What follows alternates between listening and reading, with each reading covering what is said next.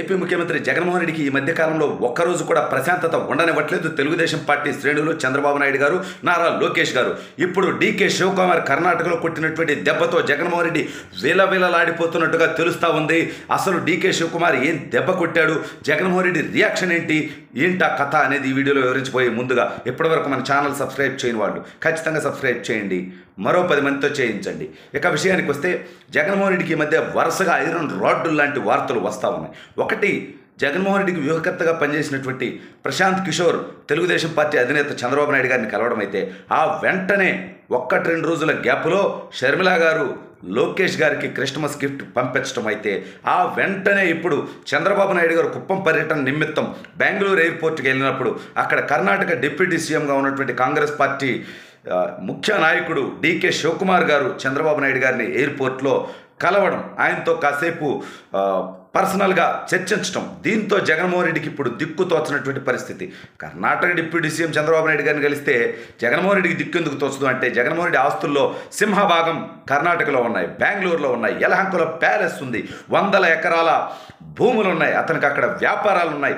ఇటువంటి పరిస్థితుల్లో గతంలోనే షర్మిల డీకే శివకుమార్ని కలవడం జరిగింది. డీకే శివకుమార్ రాయబారంతోనే షర్మిల కాంగ్రెస్ పార్టీతో కలిసి పనిచేసేటువంటి ప్రయత్నం చేస్తున్నటువంటి పరిస్థితి మనందరికీ తెలుసు. తెలంగాణ ఎన్నికల పోటీ నుంచి తప్పుకుంది. ఇప్పుడు ఆంధ్రప్రదేశ్ కాంగ్రెస్ పార్టీ అధ్యక్షురాలి పదవి తీసుకొని వచ్చే ఎన్నికల్లో జగన్మోహన్ రెడ్డిని ఓడించడం కోసం కాంగ్రెస్ పార్టీ తరపున షర్మిల పనిచేస్తుందనేటువంటి వార్తలు వస్తూ ఉన్నాయి. ఇటువంటి పరిణామాల నేపథ్యంలో, పరిస్థితుల నేపథ్యంలో డీకే శివకుమార్ నేరుగా చంద్రబాబు నాయుడు గారితో భేటీ అవటం అంటే, ఈ భేటీ వాళ్ళు ఏదో కాంగ్రెస్ పార్టీ తెలుగుదేశం పార్టీ పొత్తులు పెట్టుకుంటాయి, ఇటువంటి వార్తలన్నీ చాలామంది చెప్తున్నారు. కానీ అవి జరుగుతాయని నేను అనుకోవట్లా, అవి జరగవని కూడా నేను అనుకుంటున్నా. అయితే ఇక్కడ ఏ ఇద్దరు వ్యక్తులు కలిసినా ఖచ్చితంగా ఆ ఇద్దరు పార్టీలు పొత్తులు పెట్టుకుంటాయి. ఇట్లా కాదు, చంద్రబాబు నాయుడు గారు భారతదేశంలోనే ఒక సీనియర్ నాయకుడు.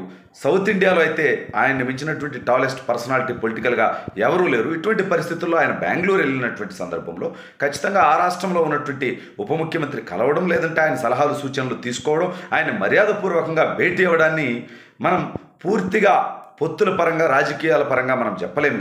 కానీ ఖచ్చితంగా ఆయన చంద్రబాబు నాయుడు గారితో సత్సంబంధాలు మెయింటైన్ చేసేటువంటి ఆలోచన చేస్తున్నారంటే, మరోవైపు షర్మిల ఏదైతే జగన్మోహన్ రెడ్డి వల్ల అన్యాయం అయిపోయినటువంటి షర్మిలకి ఆయన షెల్టర్ ఇస్తూ అండగా నిలుస్తున్నారంటే, ఖచ్చితంగా జగన్మోహన్ రెడ్డికి బ్యాడ్ టైం స్టార్ట్ అయిపోయినట్టే. ఇటు తెలంగాణలో జగన్మోహన్ రెడ్డికి ఇబ్బందికరమైనటువంటి పరిస్థితి ఏర్పడే విధంగా కాంగ్రెస్ పార్టీ అధికారంలోకి వచ్చింది. అందులోనూ వీళ్ళకి రంకుముగుళ్ళు లాంటి, వీళ్ళు ఎవరైతే ముఖ్యమంత్రి కాకూడదు అనుకున్నారో ఆ వ్యక్తి రేవంత్ రెడ్డి గారే ఇవాళ తెలంగాణ ముఖ్యమంత్రి అవడం జరిగింది. ఆ తర్వాత మళ్ళీ సరే 4 ఎంపీలను బ్రోకర్లుగా పంపించాడు మీడియేషన్ కోసం. బట్ ఇటువంటివన్నీ రేవంత్ రెడ్డి పట్టించుకున్నటువంటి పరిస్థితి. ఈ నేపథ్యంలో 2 పొరుగు రాష్ట్రాల్లో నుంచి కూడా జగన్మోహన్ రెడ్డికి వ్యతిరేకమైనటువంటి వార్తలు, ఒకటి డీకే శివకుమార్ ద్వారా, 2 రేవంత్ రెడ్డి గారి ద్వారా.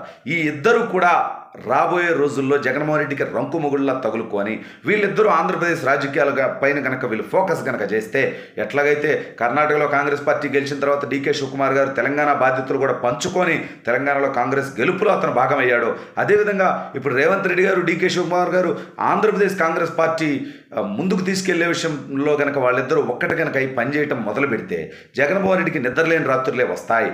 ఎందుకంటే రాజశేఖర రెడ్డి గారిని అభిమానించేవాళ్ళు, లేదంటే జగన్మోహన్ రెడ్డిని వ్యతిరేకిస్తూ తెలుగుదేశం పార్టీ వైపు చూడలేనటువంటి పరిస్థితి ఉండేవాళ్ళు, లేదంటే తెలుగుదేశం పార్టీలో అవకాశాలు రాని వాళ్ళు, ఖచ్చితంగా జగన్మోహన్ రెడ్డి వ్యవహార శైలితో ఇబ్బంది పడిన వాళ్ళు, విసిగి వేసారిన వాళ్ళు కాంగ్రెస్ పార్టీ గూటికి షర్మిల దరికి చేరారంటే ఇదంతా కూడా జగన్మోహన్ రెడ్డికి ఓటు బ్యాంకుకు బొక్కబడుతుంది. మరీ ముఖ్యంగా ఏ ఓటు బ్యాంక్ అయితే తనకు బలం అని చెప్పి జగన్మోహన్ రెడ్డి నమ్ముతా ఉన్నాడు, ఆ ఓటు బ్యాంకుని షర్మిల ఖచ్చితంగా లాగేస్తుంది, చీల్చేస్తుంది. ఈ పరిస్థితుల్లో ప్రశాంత్ కిషోర్ మనం చెప్పినటువంటి సర్వే ప్రకారం జగన్మోహన్ రెడ్డి పరిస్థితి 15-20 సీట్లు. కానీ షర్మిల కనుక ఆంధ్రప్రదేశ్ రాజకీయాల్లోకి ప్రవేశించి కాంగ్రెస్ పార్టీ నుంచి పోటీ చేసి ఇటు డీకే శివకుమార్, ఇటు రేవంత్ రెడ్డి సహకారం షర్మిలకి పూర్తి స్థాయిలో అందిస్తే జగన్మోహన్ రెడ్డి పరిస్థితి సింగిల్ డిస్ట్రిక్ట్ పరిమితం అవుతుంది. 7-8 అసెంబ్లీ స్థానాలకి వైఎస్ఆర్ కాంగ్రెస్ పార్టీ పరిమితం అయ్యేటువంటి పరిస్థితి.